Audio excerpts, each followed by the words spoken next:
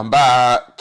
It's been a while, I know. Had a lot of things going on, as you all know. So where should we start? Let's start at the end of phase one. So I went through a 17-week fat loss phase. Consisted of just trying to get myself back in the groove. So I started at 105.3 and I managed to get myself down to 101.4.5. Now the whole objective of this was to get down to 97 kilos. So I know for me that 97 kilos is the weight where I feel my best, where I look my best, where I have control of my body in my best sort of shape. The objective was for me to show you how you go about doing that in a normal way. So nothing extreme, nothing faddy, nothing, earth-shatteringly difficult, just to show you what it's like from my perspective, trying to coach you as an individual with everything that goes on in your life and how we navigate that and how we keep it moving, how we manage holidays, how we manage social events, how we manage illness, how we manage injury. All of these things have happened in the last 17 weeks or the 17 weeks prior. I wanted to show you that because I feel like a lot of where we are in the world now is all hidden. There's a lot of hidden information and there's a lot of hidden methods and there's a lot of hidden sort of facts of life that enable people to create progress. From the moment I started coaching, I've always kept coaching and helping people get in shape, build a body, build a mindset, build a better life, build a better person by being completely honest. That's really why it's so difficult. That's why it's so hard to get in shape. That's why it's so hard to put yourself in a position that you want to be in, because it's not easy. You know, a lot of people nowadays, they do spend a lot of time looking at social media and looking at the ease of the process. And I just wanted to document in those 17 weeks, not how hard it was, the realism of it, how realistic it is when not only do you have to manage eating and training and drinking water, but also you have to manage life around that: work, families, relationships, injuries, illness, holidays, those types of things. And I feel like I covered that well. Most people will think that, I could change my entire life in 17 weeks. I could get all the results I want in 17 weeks. And many of you might be watching that first 17 weeks and think, well, how are you doing it in 17 weeks when I'm seeing people saying that they can do everything in 8 weeks? Well, that's the reason. It's because, sure, you could do it in 8 weeks, but it would be the hardest thing you've ever done. And more to the point, you wouldn't be able to keep it and you wouldn't learn the lessons that allow your body to adjust to the long game. I have to remind you all, this is a long game. So for any of you that are 6 months to a year in, you have to understand this is a long game. And the only way you're going to learn and the only way you're going to be able to allow your body to adapt and adjust to what it is you're doing is if you constantly think long game. So when those shiny things come along and it's all distracting and it all sounds good, you have to remember, I'm doing this for the long game, because it's only those who can go through the long game, the long term, and build a long-term mindset. They're the only people that win. Everybody else just recycles the same year on in, year on out, and then 10 years time, look back and realise they've just been repeating the same thing year on, year out. We're trying to be different every year. We're trying to progress every year. We're trying to be better every year. We're trying to improve every year. And that requires you to be in it for the long game. So I come to the end of the first 17 weeks and I managed to get myself down 5 kilos to 101. Then I went on holiday, went to Rhodes for a week, which was very nice. We go away every year. Obviously last year I was away, we were in Bali. But every year we go away for the winter. It gives me a chance to unwind, to allow my brain to recover, just to sort of reset a little bit, think of some ideas, think about where I want to go in the end of the year, what direction I want to go in, and how I want the next year to unfold. So that was great. And then whilst I was away, I got some news from my mum that she was going to be going into hospital to have her reversal operation. She had stage 4 cancer. She was diagnosed with stage 4 cancer in April last year. And so she's gone through a whole surgery, successful, which is great. I had to move in with my mum 2 weeks before I was due to leave for Bali. So it was all a bit crazy. And so come back from Rhodes and mum's gone into hospital. She's had another operation to reverse it all. It's all gone very well, but that's meant that I've had to move back to my mum's. So I plan to start the second phase of my fat loss the week I got back from Rhodes. But obviously, with everything that's happening, that wasn't able to really happen the way that I wanted to. So I've had to sort of pack all my stuff in bags and move out of Hannah's and back in with my mum to look after my mum because she can't lift anything for 8 to 10 weeks. So that's been a bit of an adjustment. And this is kind of what I'm trying to get across to you all, is life is never going to be simple. It's never just going to be plain sailing.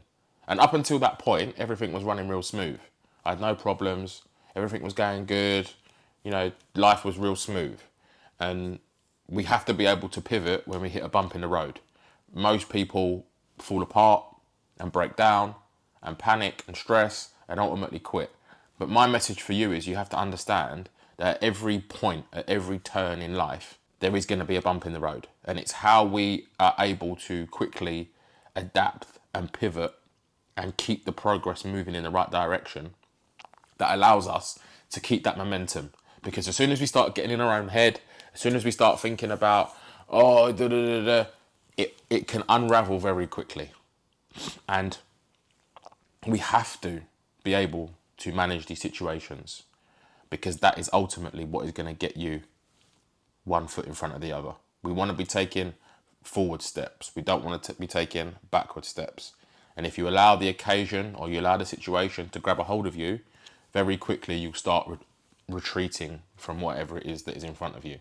And dealing with adversity is something that I am very adverse to. I've been dealing with adversity before I was born. So for those of you that know that story, you'll understand. So I've been dealing with adversity my whole life. And all of us, we've all been dealing with adversity in our whole lives. But when it comes to a process where we're trying to change how we look and change how we feel, it's going to be emphasized more, because there are certain things that are going to change your routine or take you out of your routine or create an unbalance or make you unstable in your process. But we have to be able to keep moving through that. So my start of my second 7 weeks didn't really start how I wanted it to. I've been at home with mum now for 3 weeks and she's doing good. But that's meant that my nutrition's all over the place, my training's all over the place. I'm training in a different gym, I'm training at different times. I don't have the same facilities to cook with. I don't have my super duper blender. I don't have my super duper air fryer. It's all changed, but the most important thing is that I'm doing what I can with what I can. And that's how I've managed to stay at 101. So I'm 3 weeks in and I'm still 101 kilos. What I want you to understand when it comes to fat loss is it happens in stages. And this is something that a lot of people really, really struggle with. People think, and I've explained this before, people think fat loss starts here and it ends here and it just goes in one straight line, right? And it does not. That's not how fat loss happens. It happens in stages. So the first phase was me starting at 105.7 or 105.3 and coming down to 101. That was the first stage. Now, I've explained this to you before. It is about metabolizing your body, getting your body to understand the new level, okay? If you cannot bring your body down to a level comfortably, in control, it's not going to understand what it needs to do when it gets down here. So inevitably, it just bounces back up. And a lot of you will understand what that feels like, because you drop a shit ton of weight in the past and then you try to stay there and you can't, because what you're doing is unsustainable. And as soon as you stop doing it, your weight just catapults straight back up to wherever it was, and sometimes even higher. Well, the objective of the first 17 weeks was to get my body to a place where it understood what I wanted it to do. So once it finally tapped out, once I'd finally milked out all of the potential progress from what I was doing in that first 17 weeks, I am now at a place where I can do that comfortably. I'm still doing the same things as I was doing throughout the whole 17 weeks.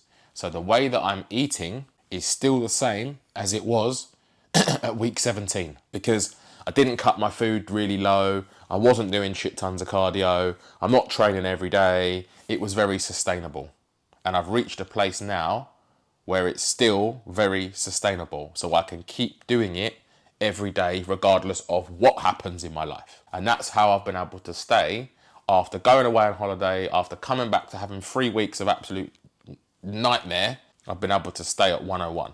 I'm still training 3 days a week. I'm still drinking 4 litres of water a day. I'm still eating 5 or 6 meals a day. I'm still doing what I need to do. It may not be at the times I need it to be or would prefer it to be. It may not be cooked the way that I would prefer it to be, but it's still what I need it to be in order to stay at 101. So the next phase now, the second phase, the next 17 weeks, is about getting me down from 101 to 97, about another 5 kilos. So the first phase was 5 kilos. The second phase will be 4 or 5 kilos. Now, this is what I need you to understand, is the first 5 kilos came off fairly easily. The second 5 kilos is not gonna come off that easily because I'm already pretty lean. And the leaner my body gets, the harder it's gonna fight me to hold on to that body fat because it doesn't want to get rid of it.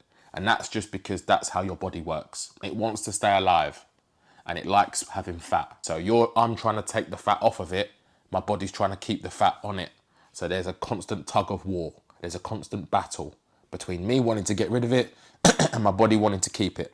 Now, the reason why the next phase is going to be more difficult than the first phase is because what I'm going to have to do is going to have to increase. And this is what I say to a lot of you. If you don't hear from me, just keep doing what you're doing. Because if it's working, there's no need to change it. Because when we change it, it's only going to get harder. It's only going to require more work, more time, more sacrifice, more preparation. And so the next phase for me, the next 17 weeks, trying to go from 101 to 97, is going to require more cardio, less food, and potentially more training. And with that comes more water, more sleep, more preparation, more commitment, more sacrifice, more discipline, more motivation, more self-accountability, more self-discipline. All of these things come from making it that little bit harder. Because the objective for me is to get to 97 and be able to stay at 97. Not restrict all of my food straight away, do a shit ton of cardio, get to 97, and then I can't stay there because what I'm doing is too hard. And this is why the process takes as long as it does. And this is why so many people battle themselves with not being able to get in shape the way they want to, because the process is not being explained to them honestly or truthfully. You're being shown what it looks like. You're being shown the end results. You're being shown the pretty bodies in the nice physiques, but you're not being shown and told and explained about being in the trenches and the real work and what it actually takes to get there, right? Think of it like a car. You go to the car showroom, you see the finished article, the nice shiny Mercedes with the nice rims and the nice tints and the nice paintwork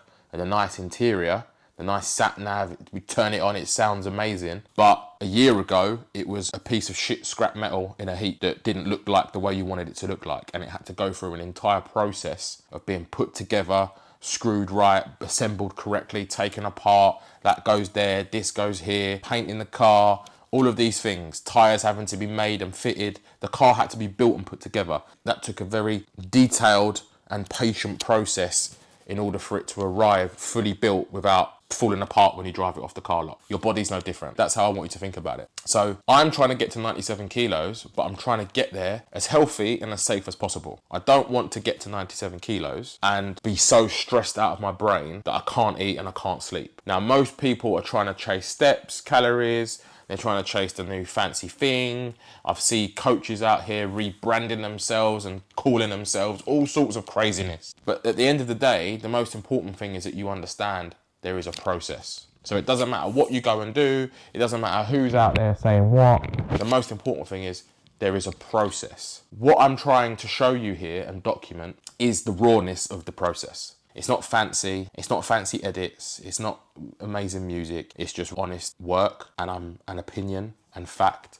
And the fact of the matter is, when it comes to trying to change how you look, when it comes to trying to change how you feel and how you think and how you feel about yourself as an individual, there is a lot of work that has to go into that to make sure that you arrive where you want to be, safe, healthy, with a strong body and a strong mind. So that's the next 17 weeks. I'm going into week 3 now.